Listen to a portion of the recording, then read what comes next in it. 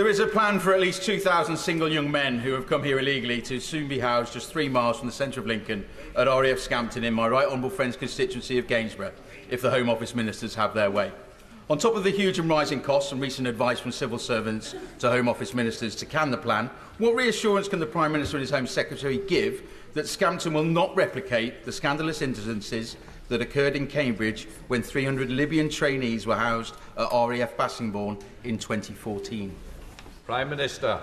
Mr Speaker, my honourable friend is right to raise the concerns of his constituents, and I want to assure him that we want asylum accommodation to have as little impact as possible on the local community. I understand the Home Office has put in place a number of measures, including a specialist security provider working on site 24/7, CCTV, and they're working with the local police as well. But I know he agrees with me that the only way to fully stop this problem and ensure that local communities are not seeing the housing of illegal migrants, whether that's in large sites or in hotels, is to have a plan to stop the boats. That's what this party and this government does, and it's Labour who are blocking us every step of the way. I know that my right honourable friend will share my horror felt by this House, the oldest People's Assembly in the world, at the acid attack against a woman and 2 children on the streets of London. Does he share my anger that we would still not have been able to deport the perpetrator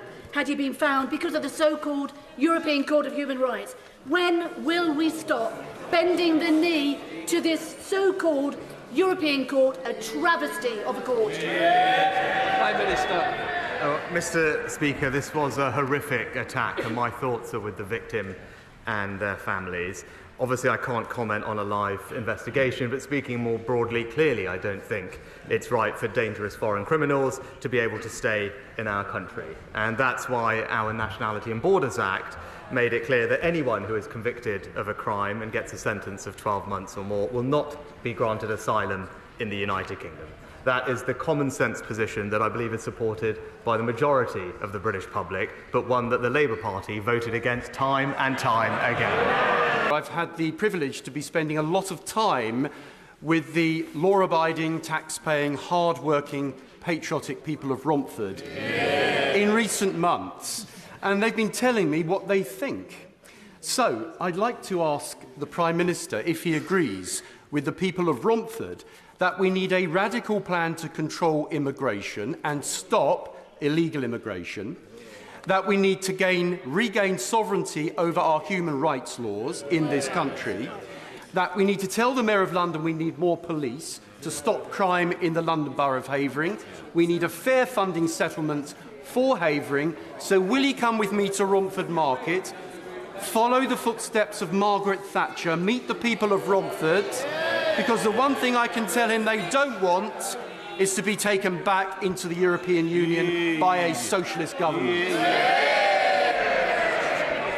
Can I welcome my honourable friend? Can I welcome my honourable friend back to his place? Can I say I agree with everything he said, and I look forward to visiting him and his Romford constituents at the earliest opportunity.